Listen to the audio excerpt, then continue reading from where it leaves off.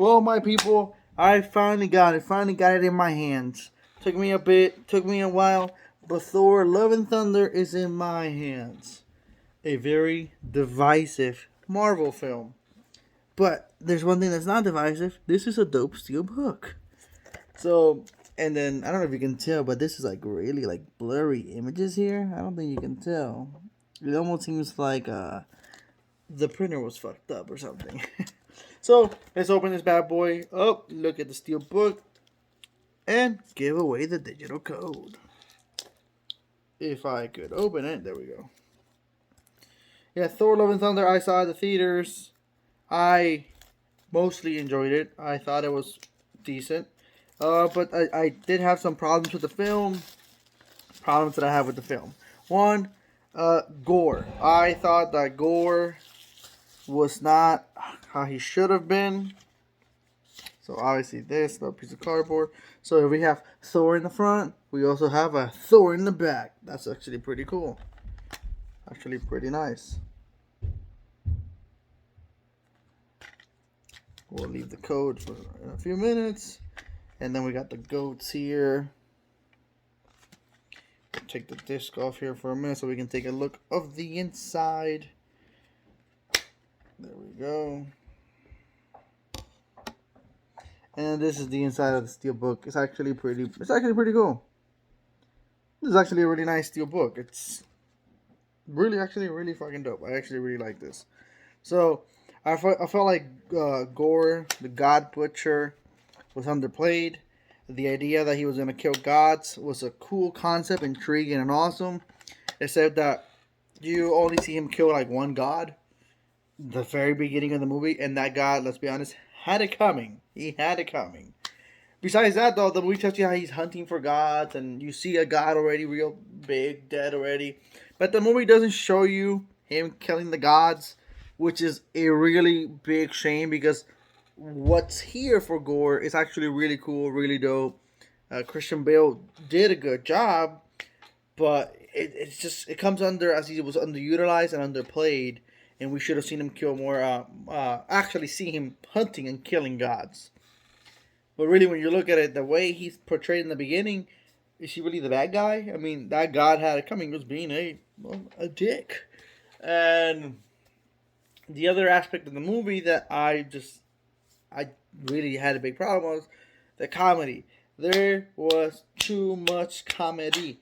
Marvel films are always funny. That is nothing new for the MCU. Marvel movies, Marvel shows. But it seems like lately we're just going off the rails with the comedy and kind of leaving everything behind. I mean, too much comedy. Thor comes across like a damn idiot, damn stupid at times. Can't take a situation seriously. It's just at one point kids get kidnapped and he's there trying to comfort them, but he says stupid things. That it's like damn it, you're an Avenger. You are an Avenger. You should not be behaving in this way. You can't take him seriously. Another thing else that I felt like was underplayed was the Guardians of the Galaxy.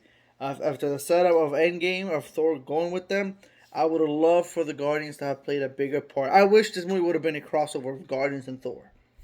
But really, after like 10, 15 minutes, if even that, the Guardians are nowhere to be seen. Just is a shame because the chemistry of the Guardians and Thor in Avengers is so great, and I wanted to see more of that, and it's like we don't really get that. And then I'm just gonna go into spoilers here. This movie came out like 2 months ago, 3 months ago. That's a spoiler warning right there. I just wish that I don't know. There should have been less comedy. I wish the Guardians would have been in the movie more, or at least in the ending of the film. I wish the Guardians would have come in to help Thor fight Gore. Instead, we get this stupid scene in which Thor gets a bunch of kids and gives them powers, and the kids are beating like these shadows, creatures of Gore, and it was just like, how can you take them seriously as a villain? They're getting trashed by children now, children. And if this was, I don't know. I did not like that. I wish the Guardians of the Galaxy would have just shown up to help instead. I feel like that would have been better than having a bunch of kids play. So yeah, underutilized Guardians of the Galaxy, way too much comedy, and underutilized Gore. It just made the film not as good as it could have been and should have been. Because I was really hyped for the film before it came out. I do love the soundtrack. I love Guns N' Roses. I'm a big Guns N' Roses guy. Love the soundtrack. The action that is here is not a bad action. It's pretty good. My favorite part and aspect was the return of Janus. Well, Jane. Natalie Portman is Jane, and her being Thor. I liked that. I thought it was great. I thought it was funny. It was fantastic. It was really well played. Uh, the aspect that Thor is bothered by the fact that she has Mjolnir now, and like it's I thought all that was fine. It's just everything else where it kind of just falls right before our eyes. So yeah, if I had to give the movie a score, it would be somewhere between a 6 and a 7. I think the movie probably more a 6. I feel like the movie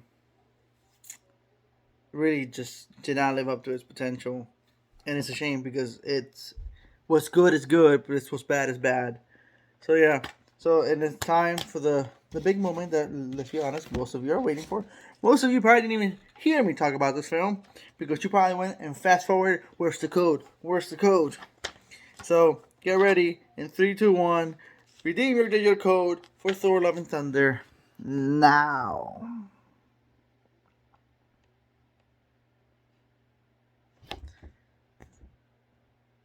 And there you go. That's the code. If you need more time, like always, pause the video, stop the video. But yeah, Thor: Love and Thunder. Did you watch it? Let me know what you thought about it. Did you agree with me? Disagree? Do you think it was awesome? I've seen some people say it's a piece of garbage. I would not go as far as to say it's a piece of garbage because I've seen garbage. And recently, the most garbage thing I saw was Jeepers Creepers Reborn, and I would 1,000 times watch this movie and have fun with it, despite its flaws and issues, and still have fun with it, still have a good time with it, versus something like that. So, something else that I thought was a big letdown was Zeus. You know, when I picture Zeus, I picture a serious, powerful Zeus. This Zeus was a joke. He's there lifting his little skirt. I was like, what is this? And then in the end credit scene, he's supposed to be serious again. Like, dude, now I can't take you seriously. You were kind of clowning around the entire movie. Well, when you were in it anyway. So yeah, now the ending of the movie is gonna be cool. It seems like maybe Young Avengers type of setup. So I am very curious for the future. And it says Thor will return the same way Doctor Strange said Doctor Strange will return.